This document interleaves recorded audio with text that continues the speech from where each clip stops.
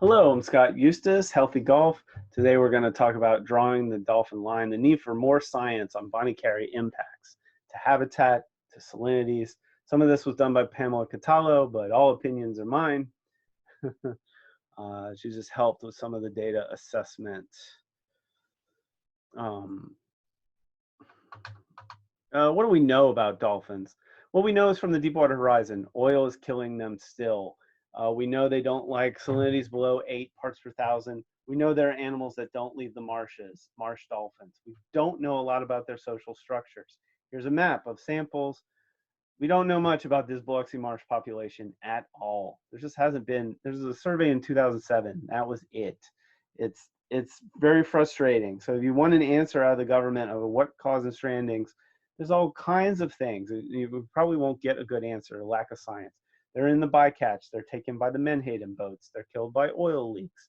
Also, temperature and salinity lead to unusual mortality events. We know that very well.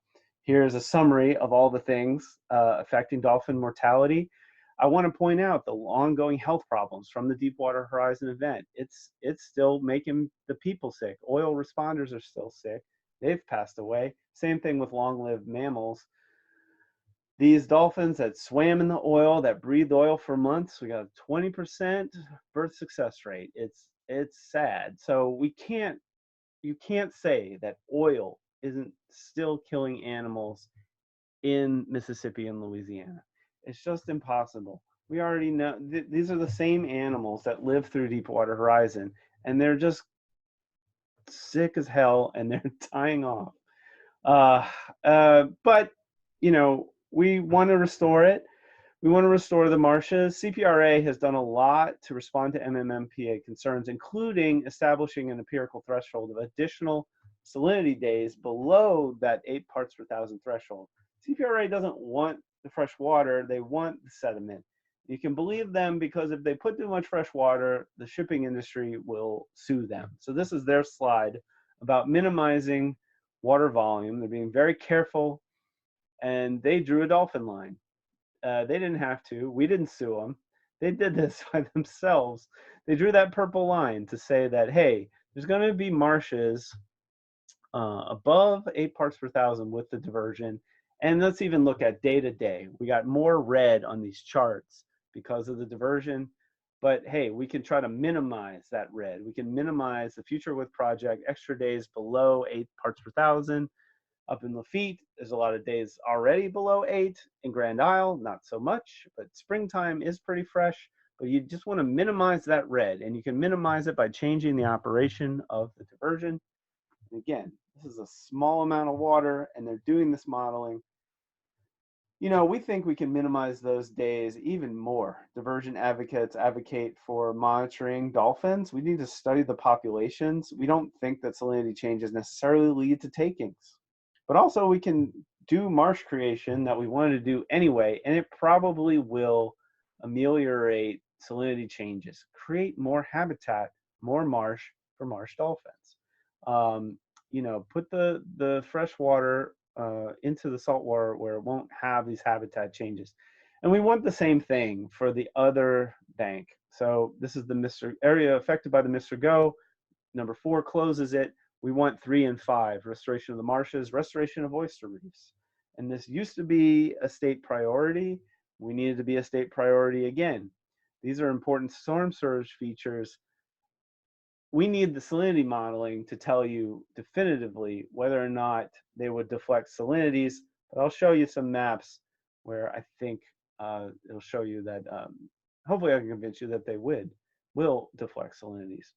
We wanted the restoration here. These marshes have been torn up by oil and gas, so they're especially vulnerable. They're especially in need of restoration. Here's an interpretation of interpretation. You know, we need the government to do the salinity models. These are LPBF maps of salinity changes in 2019. We can see in January, before Bonnie Carey even is a thought, the Pearl River is freshening 3 Mile Bay, Biloxi marshes below the dolphin line. Where the marshes have been torn up by oil and gas, we see dramatic habitat changes with just a little bit of salinity. This is complicated. 3 Mile Bay is fresher than Half Moon Island, which is closer to the Pearl River. That's fresher than Bay Elwha, which is fresher than Fortuna Point, which is the closest to the Mississippi River. It's not obvious. We need the modeling. But you know, the Bonnie Carry does have an impact. By April and May, it's pushing through and changing the Dolphin line. We're losing a lot of the marshes to fresh water in 3 Mile and in Mississippi City. And then by mid-May, definitely that refuge in Bay Elwha is no longer there. So it's not a coincidence that May was the big news month. It's when a lot of strandings happened. It's when you heard about this stuff.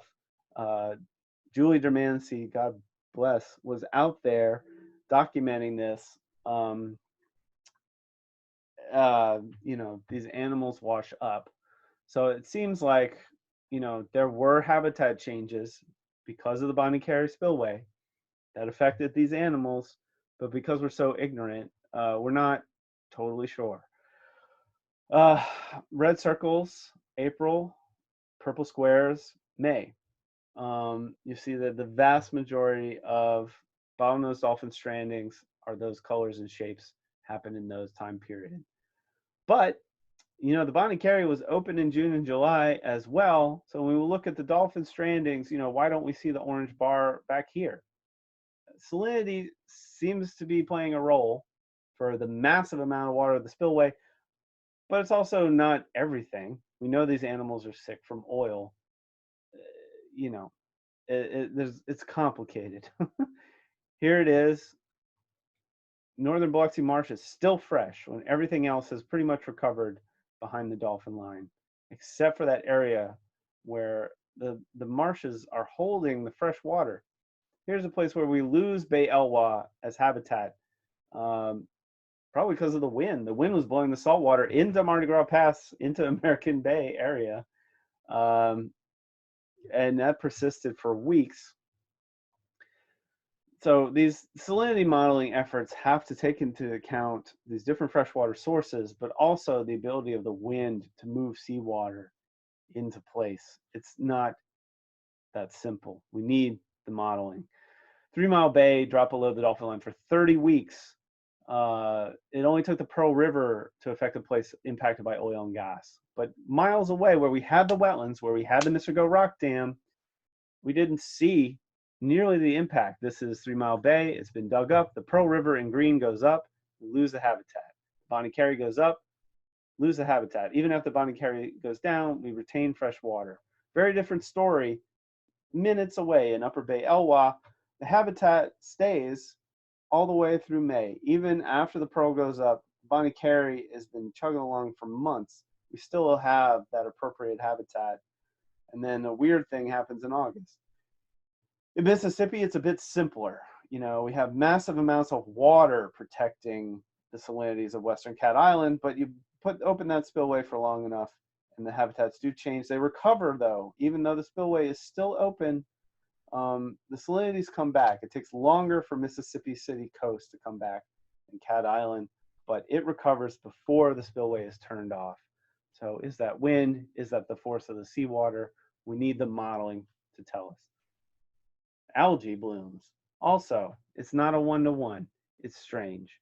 We need salinity modeling to tell us what's going to go on when the Bonnie Carry opens up this big. So I hope I've convinced you that Biloxi marsh salinities can be affected by the Pearl where we've lost the wetlands. It doesn't require the Bonnie Carry. Wetlands matter, and they matter a lot in the Biloxi marshes, and they can even protect from the Bonnie Carry. Mississippi, it's really a matter of how big you open the Bonnie Carry. Mississippi is affected by the Bonnie Carry. We need to convince the Corps of Engineers of this. We need to convince them to do the modeling because it's complicated. And although dolphin stranding spikes in April and May, so it seems like with this massive amount of water, there was something there. It's definitely not the whole story. And how much of the story it is, we need more modeling to tell us the answer. So that's the quick take. It's complicated, but follow us for updates on healthy golf in our social media. And join us today if you like this kind of in-depth look and advocacy, science-based advocacy. Donate to us monthly at healthygolf.org/donate. Thanks so much for listening, and have a wonderful night.